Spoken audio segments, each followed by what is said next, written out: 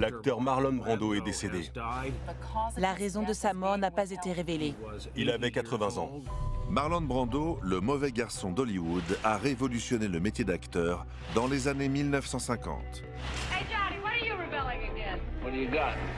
Il est le premier comédien à s'immerger autant dans un rôle. C'était comme être au bord d'un volcan. Mais derrière ce sourire qui a illuminé nos écrans pendant 40 ans, l'acteur était un homme au passé difficile. Marlon était un homme troublé et malheureux. Il avait du mépris pour les films et pour lui-même. Il s'est replié sur lui-même, accablé par des traumatismes familiaux, la dépression et le poids de sa propre légende. C'est un peu comme le magicien d'Oz. L'image publique est très différente de l'homme réel. Quand Marlon Brando meurt à l'âge de 80 ans, il souffre d'une insuffisance cardiaque, d'obésité, de diabète et d'hypertrophie du foie, indiquant la présence d'un cancer. Mais c'est une maladie rare des poumons qui a eu raison de lui. Lorsque la cause du décès de Marlon Brando a été révélée, il a été indiqué que l'acteur était mort d'une fibrose pulmonaire idiopathique. Il s'agit d'une maladie respiratoire progressive qui entraîne une cicatrisation et un raidissement des poumons, rendant la respiration extrêmement difficile. Elle est souvent associée aux activités professionnelles des travailleurs manuels. Cette fibrose pulmonaire idiopathique a-t-elle réellement tué Marlon Brando ou était-ce autre chose?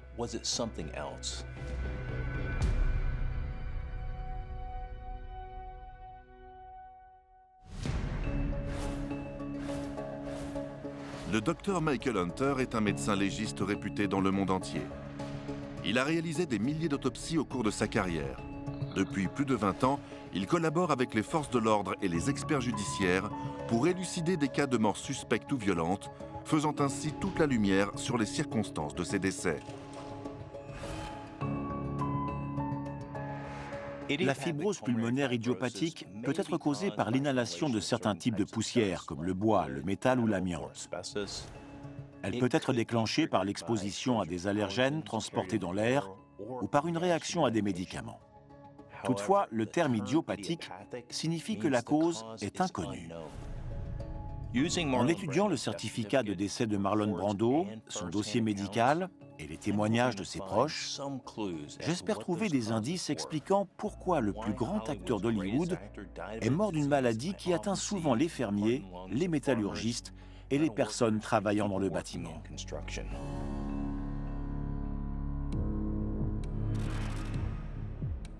23 avril 2001, Pasadena, en Californie, 3 ans avant la mort de Marlon Brando.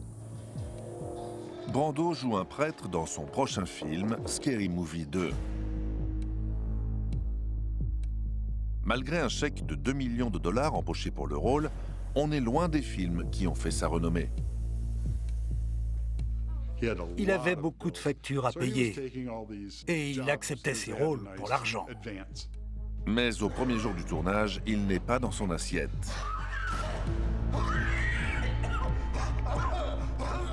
Il a du mal à respirer. Il a le souffle court.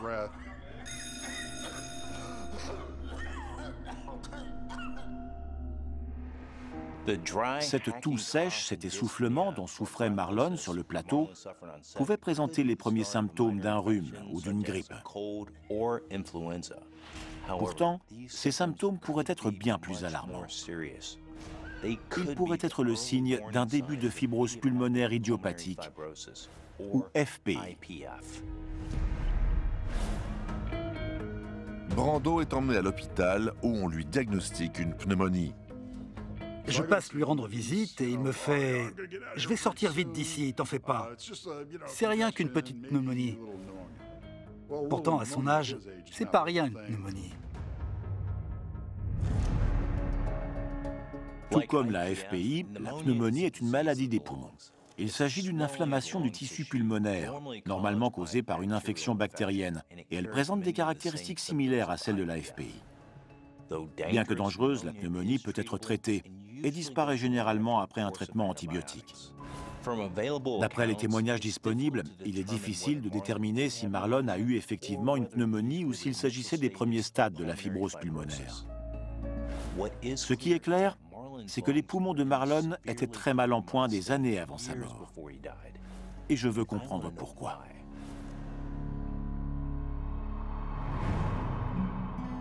Marlon Brando Jr. est né le 3 avril 1924 à Omaha, dans le Nebraska.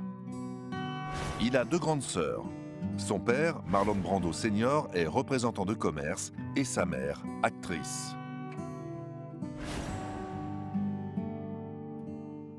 Sa mère buvait et il arrivait parfois que le père de Marlon emmène son fils avec lui au milieu de la nuit pour tenter de la retrouver. C'est sa grande sœur qui l'a élevée. Elle est la figure maternelle la plus importante de sa vie. Sa mère et son père buvaient énormément. Quand il était enfant, il assistait souvent à leurs disputes alcoolisées. Son père le rabaissait constamment. D'un côté, il pouvait être battu par son père, de l'autre, encouragé par sa mère. Une fois, il a vu son père battre sa mère.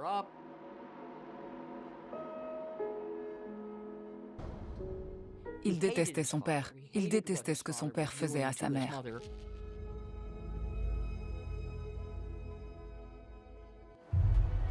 À 18 ans, Marlon quitte le foyer familial pour s'installer à New York, où il s'inscrit dans une école de théâtre. Il canalise la colère qu'il éprouve envers son père et s'en sert pour incarner Stanley Kowalski, son premier grand rôle dans un film, Un tramway nommé Désir. Ce qui faisait de lui un acteur si fantastique, c'est qu'on pouvait voir cette souffrance en lui. On voyait qu'il essayait d'exploser les chaînes qui l'emprisonnaient. Et cela lui donnait une présence extraordinaire. Il n'avait même pas besoin de bouger. En le regardant, on devinait son côté imprévisible et explosif. C'était comme être au bord d'un volcan.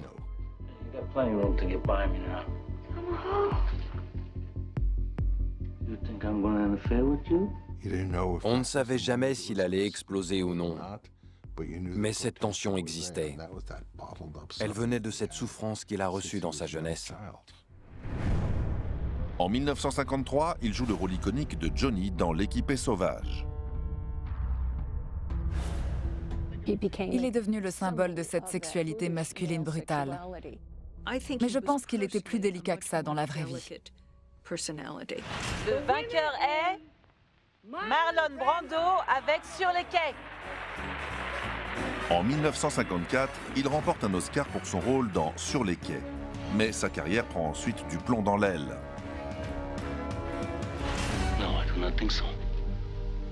Dans les années 1960, il choisissait ses rôles en fonction du cachet.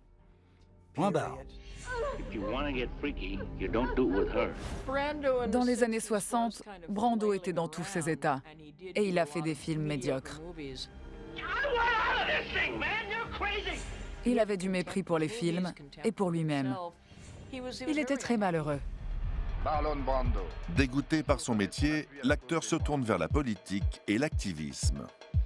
J'ai eu une révélation en écoutant Martin Luther King.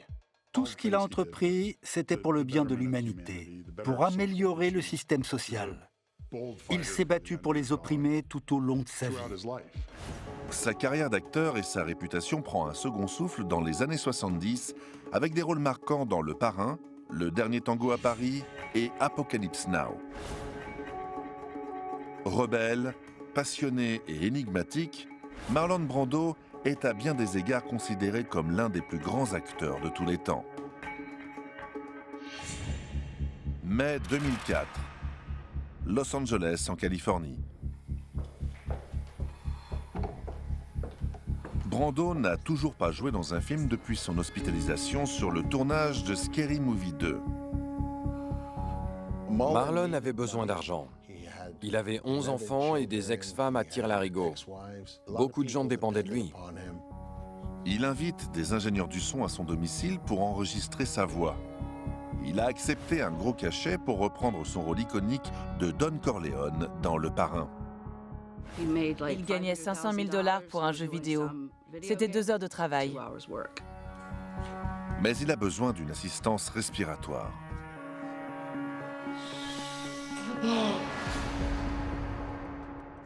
D'après les témoignages, les poumons de Marlon Brando ne s'étaient pas remis de sa pneumonie survenue 3 ans plus tôt. Il avait besoin d'un supplément d'oxygène pour respirer. C'est un signe extrêmement inquiétant. Les études récentes ont montré qu'une trop grande quantité d'oxygène pur provenant d'une source extérieure inhibe la réponse immunitaire dans les poumons. En utilisant cette assistance, Marlon aggravait potentiellement sa maladie pulmonaire. Pour créer cette voix incomparable, l'acteur place des boules de coton dans sa bouche comme il le faisait 30 ans plus tôt.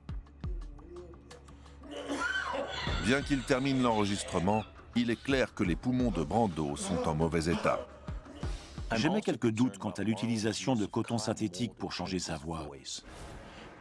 Ce genre de coton peut contenir des pesticides cancérigènes, comme du cyanure, et d'autres produits hautement toxiques. Marlon Brando a-t-il endommagé ses poumons en utilisant du coton non organique?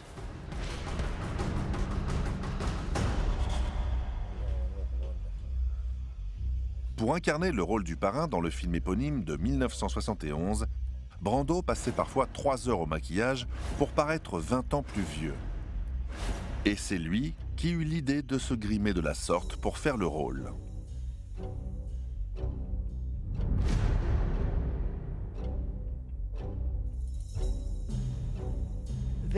Ils ne voulaient pas de lui pour ce rôle. Coppola lui a fait passer une audition et les producteurs ne savaient pas que c'était Brando. Ce qui est incroyable, c'est qu'il est devenu le personnage. Il parlait comme ça. Brando a repris son rôle du parrain à de nombreuses reprises. En mettant des boules de coton synthétique dans sa bouche, Marlon a inhalé de grandes quantités de toxines contenues dans les pesticides utilisés pour leur fabrication. Le fait d'inhaler ces produits chimiques pourrait avoir causé des dommages importants à ses poumons et entraîner des signes précoces de fibrose. Mais en considérant que Marlon Brando a joué la plupart des scènes du parrain 30 ans avant sa mort, je ne pense pas que les produits chimiques contenus dans les boules de coton aient joué un rôle dans son décès. D'autres toxines ou allergènes présents dans l'environnement ont dû pénétrer dans ses poumons et provoquer sa fibrose pulmonaire. En utilisant les informations que j'ai à ma disposition et les témoignages de ses proches, je pense avoir découvert ce dont il s'agit. 4 juin 2004, Los Angeles, Californie. 27 jours avant la mort de Marlon Brando. L'acteur est confiné chez lui depuis plusieurs mois à cause de problèmes de santé. Il ne côtoie pas grand monde à part ses femmes de ménage et son personnel domestique. Mais Brando est déterminé à poursuivre sa carrière d'acteur malgré sa santé fragile. Marlon voulait faire du doublage, il voulait travailler. Son dernier film est un long métrage d'animation, Big Bug Man. Il joue le rôle principal féminin, Madame Saur, et il est décidé de camper son personnage selon la méthode Stanislavski. Le truc, c'est qu'il ne faut surtout pas réagir. J'entre dans la pièce et là, je trouve une espèce de Ronald McDonald travesti. Mais les méthodes excentriques de Brando ne sont pas un problème pour Maris. Le problème est d'enregistrer sa voix avec le masque à oxygène. Il portait un masque à oxygène. Plus tôt dans l'année, ils avaient enregistré sa voix pour le jeu Le Parrain, et les pistes étaient inutilisables. Il a accepté de retirer le masque avec beaucoup de réticence. Mais les problèmes respiratoires de Brando n'étaient pas la seule contrainte. Quand on a commencé l'enregistrement, j'ai remarqué qu'il bloquait toujours au même endroit quand il lisait une réplique. J'ai pensé qu'il était dyslexique et que ça devait l'embarrasser. Même s'il n'était pas officiellement diagnostiqué comme tel, Brando était certainement dyslexique depuis l'enfance. Marlon est devenu dyslexique à une époque où les gens ne savaient pas ce que c'était. C'est un sentiment d'insécurité qui vous poursuit tout au long de votre vie. Si vous êtes dyslexique sans le savoir, il est probable que cela vous rende nerveux et frustré.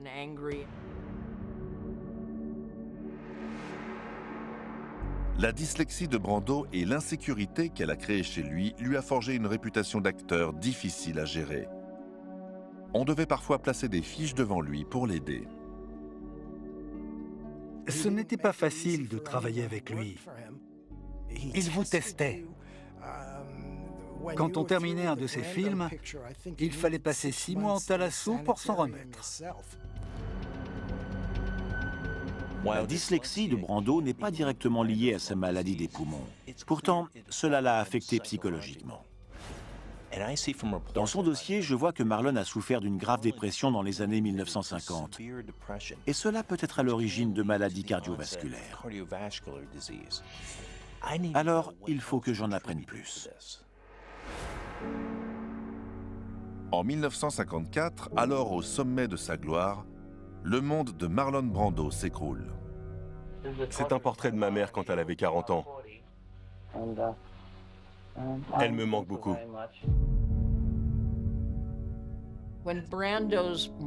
Brando a très mal vécu le décès de sa mère. Il faisait des attaques de panique. Il était aussi très dépressif. Durant le tournage de Sur les quais, Brando a exigé dans son contrat qu'il puisse quitter le plateau à 16 h tous les jours pour aller voir son psychiatre. La fameuse scène du taxi avec Brando et Rod Steiger, Rod n'a pas pu la jouer avec Brando, car il était chez son psy. Après la mort de sa mère, Brando s'est tourné vers le sexe pour soulager la douleur qu'il ressentait. Il faisait constamment l'amour à des femmes, 2, 3 ou 4 fois par jour. Il aimait la variété. Il appelait ses parties intimes le délégué suprême des Nations Unies. Il a eu une relation longue avec un acteur français du nom de Christian Marquand. Brando était ouvertement bisexuel. Je pense qu'il se sentait seul et qu'il utilisait le sexe pour combler le vide et compenser l'amour dont il manquait. Il cherchait un lien maternel ou un lien sexuel. Vous pouviez soit devenir son amante, soit devenir sa mère. Brando tente de se ranger en 1957 en se mariant avec l'actrice Anna Kashfi, avec qui ils ont un fils du nom de Christian. Il est capable de fonder des relations, mais elles ne durent pas très longtemps. Il parvient à créer des connexions, mais celles-ci ne le satisfont pas sur le plan émotionnel. Le mariage tourne au divorce seulement 18 mois plus tard, et Brando lutte brièvement au tribunal pour la garde de son fils. Il saute d'une relation à l'autre, et ça devient un mode de consommation. Après un autre mariage décevant avec l'actrice Movita Castaneda, Brando épouse sa troisième femme, Tarita Teipaya, qu'il a rencontrée sur le tournage des Révoltés du Bounty. Le tournage a lieu à Tahiti, et Brando trouve une terre d'accueil où il se sent bien. Brando adorait Tahiti. C'est devenu sa résidence secondaire. Il aimait beaucoup cet endroit. Tahiti était un havre de paix loin des strass d'Hollywood et des exigences de la fameuse méthode. La méthode Stanislavski implique de rester dans son personnage quand les caméras arrêtent de tourner. Il préférait rester dans son personnage.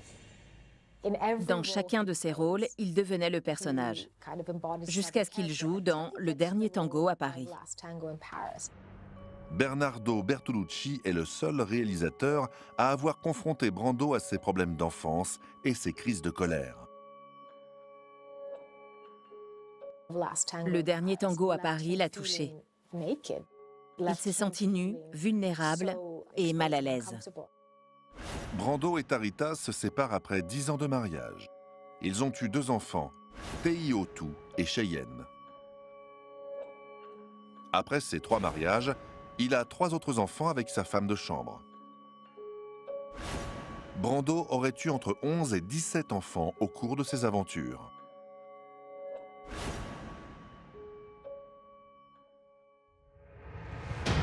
Le 16 mai, la police est appelée au domicile de Marlon Brando sur Mulholland Drive. Les tumultes de sa vie personnelle atteignent un pic en 1990. Dave Drollette, le petit ami de Cheyenne Brando, a été tué par balle. Tandis que Brando dormait, il y eut une fusillade à son domicile impliquant son fils, sa fille et le petit copain de sa fille. Christian Brando a avoué aux enquêteurs être l'auteur du crime, mais déclare que c'était un accident. Avant de prononcer la sentence, la Cour a mis en lumière la vie privée d'une des vedettes hollywoodiennes les plus secrètes. J'ai échoué dans mon rôle de père. À la suite d'un procès très médiatisé, Christian Brando est condamné à 10 ans de prison. 5 ans plus tard, Cheyenne, la fille de Brando, se suicide à Tahiti et Brando se retire définitivement de toute vie publique. C'est à partir de ce moment qu'il s'est plus ou moins replié sur lui-même. Il était dépressif et anxieux. Il a cherché à se déconnecter de la vie et du travail. Pour expliquer son comportement asocial, il disait « Parfois c'en est trop, et j'ai besoin de me retirer ». Recherché à Tahiti pour répondre à des questions suite à la mort de Cheyenne, Brando ne pouvait plus se rendre dans son havre de paix. Il se réfugie à son domicile, d'où il sort rarement. Il détestait la célébrité. Ça a détruit sa vie. Le stress, les crises de panique et la dépression peuvent altérer la réponse immunitaire de l'organisme et contribuer au développement et à la progression de certaines maladies cardiovasculaires. Cependant, si la dépression peut rendre plus vulnérable à des maladies graves, elle n'est pas considérée comme l'un des déclencheurs de la fibrose pulmonaire idiopathique. Donc, je peux l'exclure comme cause potentielle de sa maladie. La maladie cardiaque et l'hypertrophie du foie de Marlon devraient nous fournir des indices. Et en examinant sa vie personnelle, j'ai trouvé la cause du développement de sa fibrose pulmonaire. La cigarette.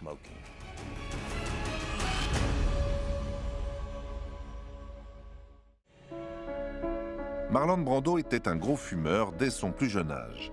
À travers ses films, il rendait la cigarette sexy et cool. Marlon Brando était un gros fumeur. Mais tout le monde fumait beaucoup à cause du stress. Le métier d'acteur est très stressant. Il faut toujours attendre qu'il mette en place la scène suivante. C'est difficile. Le tabagisme est l'un des comportements les plus fréquemment associés au développement d'une FPI. 75% des personnes atteintes ont fumé à un moment de leur vie. Mais certains rapports montrent que Marlon a arrêté de fumer peu après le tournage de Sur les quais, 50 ans avant sa mort, et qu'il est ensuite devenu un anti-fumeur convaincu. Cependant, il ne fait aucun doute qu'une personne ayant fumé est beaucoup plus susceptible de développer une FPI, même en tenant compte de ses années d'abstinence. Le tabagisme pourrait donc avoir contribué à la mort de Marlon. J'ai également découvert que Marlon souffrait d'une insuffisance cardiaque congestive à sa mort. C'est quand le myocarde est incapable de pomper suffisamment de sang pour le distribuer dans le corps. Des études montrent que la fibrose pulmonaire exerce une pression excessive sur le cœur et les patients sont 4 fois plus susceptibles de souffrir d'une maladie cardiaque. L'obésité et certaines affections pulmonaires comme la fibrose sont des facteurs de stress supplémentaires pour le cœur. En 1958, Brando jouait dans son premier long métrage un western appelé La vengeance aux 2 visages. Entre les prises, ses partenaires de jeu comprennent qu'il n'y avait pas que son appétit sexuel qui était légendaire. Il mangeait beaucoup pendant La vengeance aux 2 visages. Il adorait les steaks. Est-ce que Marlon souffrait d'un trouble alimentaire? Bien sûr que oui. Brando adorait la crème glacée. il en mangeait des litres et des litres. Il mangeait car il était gourmand, mais c'est devenu compulsif. J'ai connu Marlon quand il était encore mince. Il a pris du poids au fil des ans et puis soudain, il était énorme. Je pense qu'il mangeait exprès pour transformer son corps. C'était une manière d'envoyer Hollywood se faire voir. De cette manière, il refusait l'étiquette de sex symbole qu'on lui prêtait. Brando se goinfrait aussi en dehors des tournages. Je pense que c'est la manifestation physique de son isolement, car il ne pouvait aller nulle part. Partout où il allait, on le reconnaissait. Alors il s'est réfugié chez lui.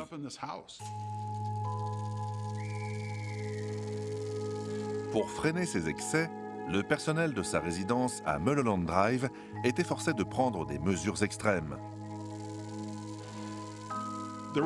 À un moment, ils sont même allés jusqu'à cadenasser le réfrigérateur pour l'empêcher de manger la nuit.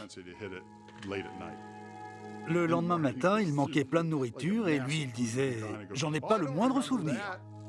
Brando commandait secrètement des plats à emporter sans que ses proches ne le voient.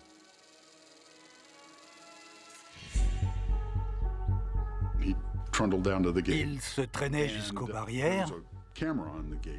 Il éteignait la caméra de surveillance et il prenait la commande à travers les barreaux. C'est réconfortant, la nourriture. On crée de la dopamine quand on mange des aliments sucrés ou gras. C'est un plaisir de manger, mais cela peut aussi nous détruire. Il atteint son pic de poids en arrivant sur le plateau du film Apocalypse Now, où il est censé jouer un personnage mince et svelte. Brando pèse alors près de 140 kilos.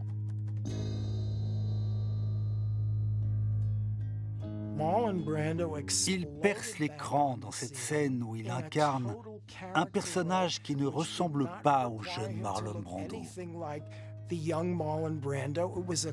C'est un changement complet et un pari réussi. Le tournage est très stressant. L'acteur Martin Sheen fait une crise cardiaque et le réalisateur Francis Ford Coppola annonce par 3 fois qu'il veut mettre fin à ses jours.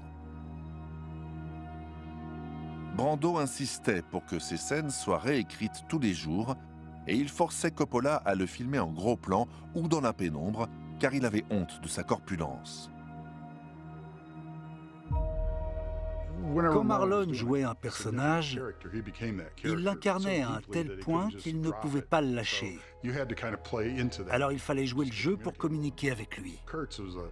Kurtz était un personnage dérangé, donc Marlon l'était aussi à cette époque. Et les gens qui gravitaient autour de lui étaient transportés dans l'univers de Kurtz.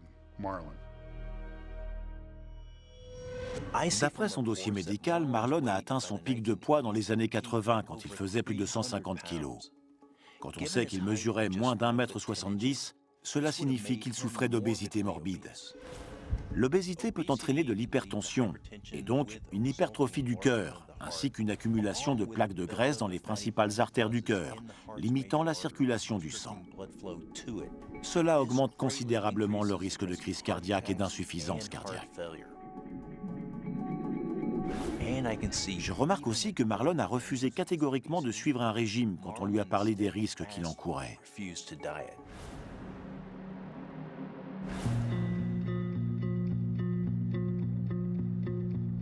On m'a invité à rencontrer Marlon Brando.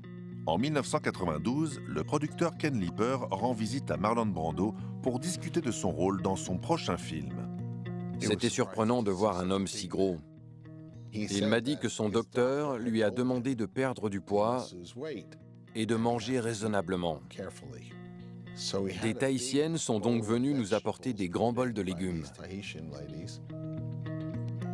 Brando aimait tellement la nourriture grasse qu'il ne respectait pas très longtemps ses régimes. Ensuite, il leur a demandé d'apporter la sauce à la crème. Et il a utilisé les branches de céleri comme une cuillère pour manger la sauce. tout en sachant pertinemment qu'il était beaucoup trop gros.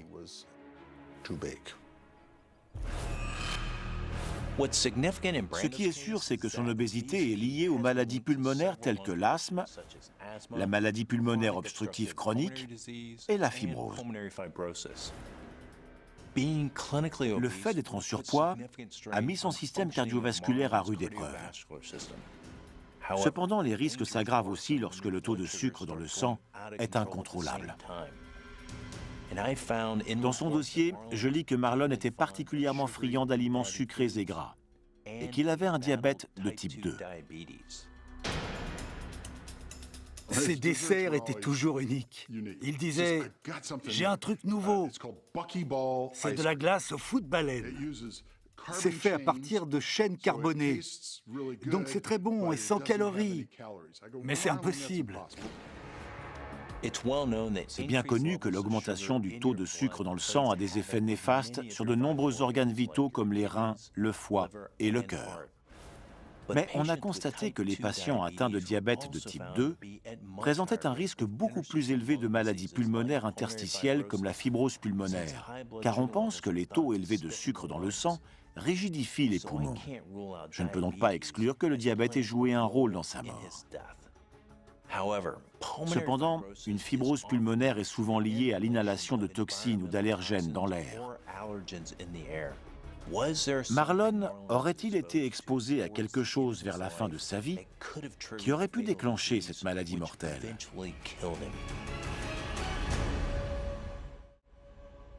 L'acteur Marlon Brando est mort en 2004 d'une insuffisance respiratoire due à une fibrose pulmonaire idiopathique qui est une cicatrisation des poumons.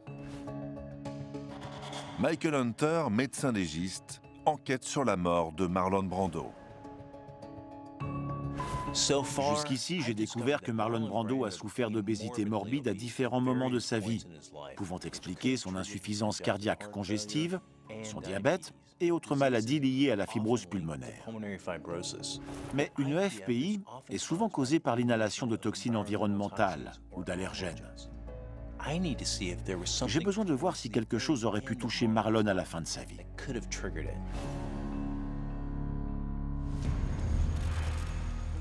30 juin 2004, veille de la mort de Marlon Brando. Même s'il éprouve des problèmes pour respirer, Brando ne veut pas être emmené à l'hôpital. Sa chambre était comme une chambre d'hôpital. Je n'ai jamais eu l'impression qu'il était sous haute surveillance médicale. Il était sous traitement. Je ne sais pas ce que c'était, mais il était groggy. Il était dans le brouillard. Marlon souffrait beaucoup physiquement. Il prenait du Norco, qui est un opioïde. Le Norco est un mélange d'hydrocodone, un puissant opioïde, et d'acétaminophène, un faible analgésique. Les effets secondaires comprennent une potentielle dépendance et une insuffisance respiratoire de la part du sujet. Généralement, il n'est pas recommandé aux patients souffrant de graves problèmes pulmonaires. Et je m'inquiète qu'on ait pu administrer à Marlon ce médicament malgré ses antécédents médicaux. Son état empire de plus en plus. Ces femmes de chambre finissent par appeler les urgences contre la vie de Brando.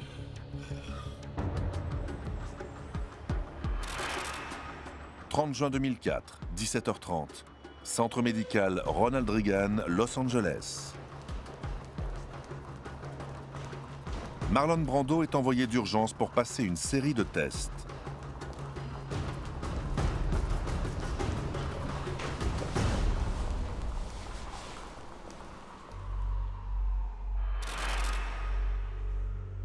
1er juillet 2004, 8h30. Après lui avoir fait passer des tests et des radios, les médecins découvrent que Brando a une fibrose pulmonaire.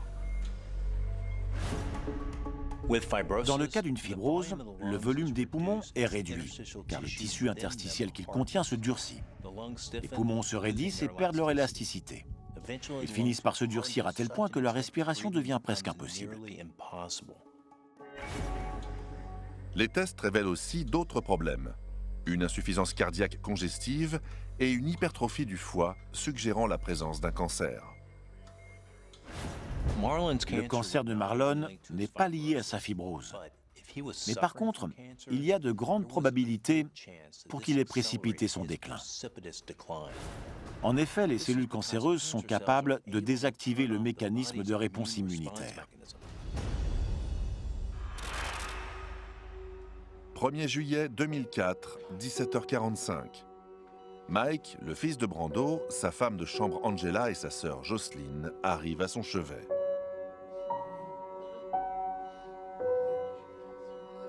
Quand un patient est incapable de respirer tout seul, la seule manière de faire est de le placer sous assistance respiratoire. Sans elle, un patient aux poumons fibrosés suffoquerait par manque d'oxygène.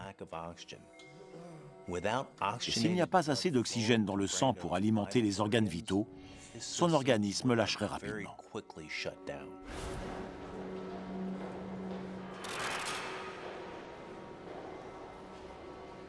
À 18h, les médecins demandent à Brando la permission de le placer sous assistance respiratoire. Mais il refuse.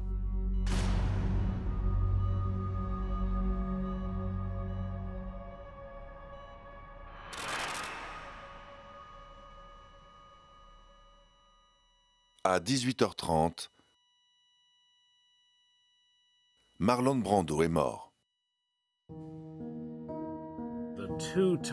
Marlon Brando, l'acteur aux 2 Oscars, est mort à l'âge de 80 ans. Quelqu'un a appelé pour dire « J'apporte de très mauvaises nouvelles. Marlon est mort. » J'ai eu beaucoup de mal à me remettre de sa mort. C'était comme perdre un membre de ma famille. Je sais qu'il a eu une vie difficile et troublée. Il était enfin libre.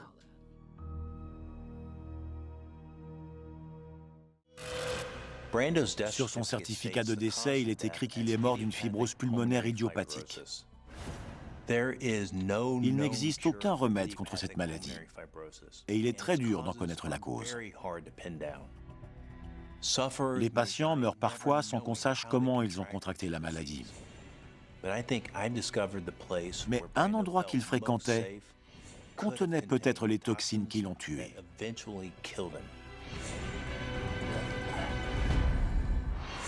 Brando grandit dans une maison du Midwest entourée par des chiens, des chats, des oies et des poules.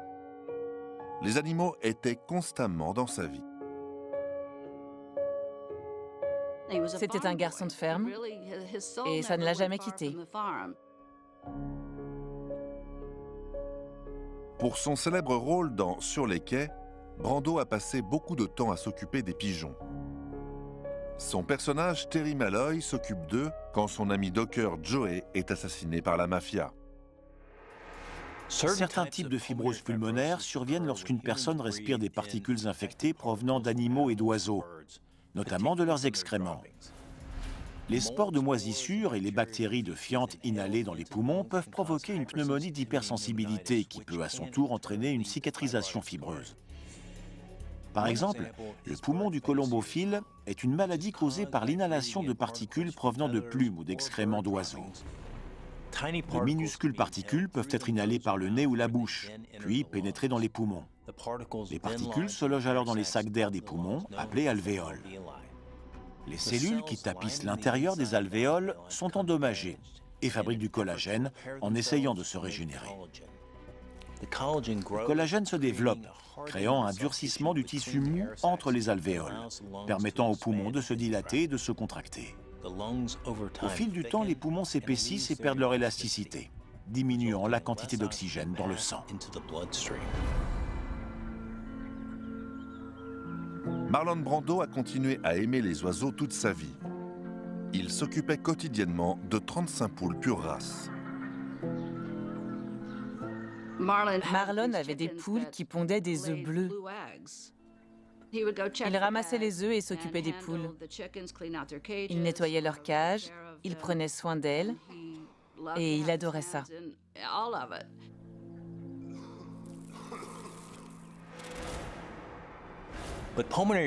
Mais la fibrose pulmonaire est une maladie rare et mystérieuse, et c'est encore plus rare de la contracter de cette manière. J'ai rassemblé assez de preuves pour exclure l'hypothèse du poumon du colombophile. Mais en fouillant plus encore dans le passé de Marlon, j'ai peut-être trouvé comment il a contracté cette maladie mortelle. Les demandes d'indemnisation concernant les moisissures toxiques sont en augmentation dans tout le pays. Certaines compagnies d'assurance ont donc cessé de les couvrir parce qu'elles peuvent progresser rapidement et faire des ravages. Cette maison a été construite dans les années 40 et elle n'a jamais été rénovée. C'était un problème, cette moisissure noire. Il ne pouvait rien faire pour s'en débarrasser. Je lui disais que ça pouvait le tuer. Stachybotrys chattarum, aussi appelée moisissure noire, est un problème récurrent en Californie du Sud. Elle pousse dans des endroits inaccessibles et sombres, derrière les murs ou sous les bâtiments. En respirer les mycotoxines qui s'en échappent est extrêmement dangereux. Le problème, c'est que quand on allumait le chauffage ou la clim, les spores de la moisissure sortaient des bouches d'aération. Les rideaux et les murs étaient toujours noirs.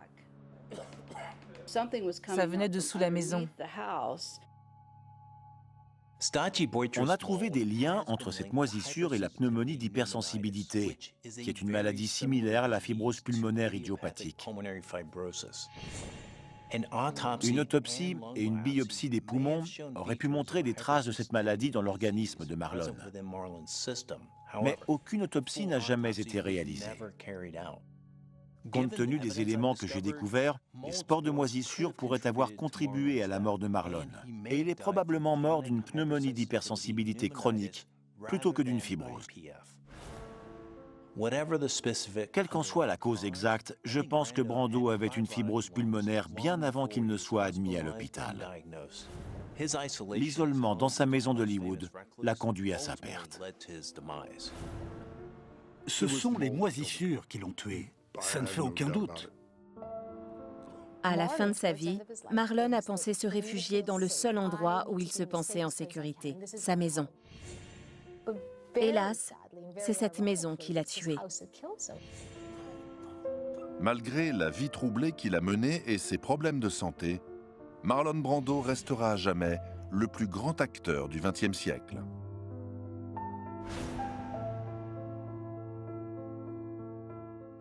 C'était un pionnier. Il a révolutionné le métier d'acteur. Ce statut était un lourd fardeau à porter. On ne savait jamais à quoi s'attendre avec lui.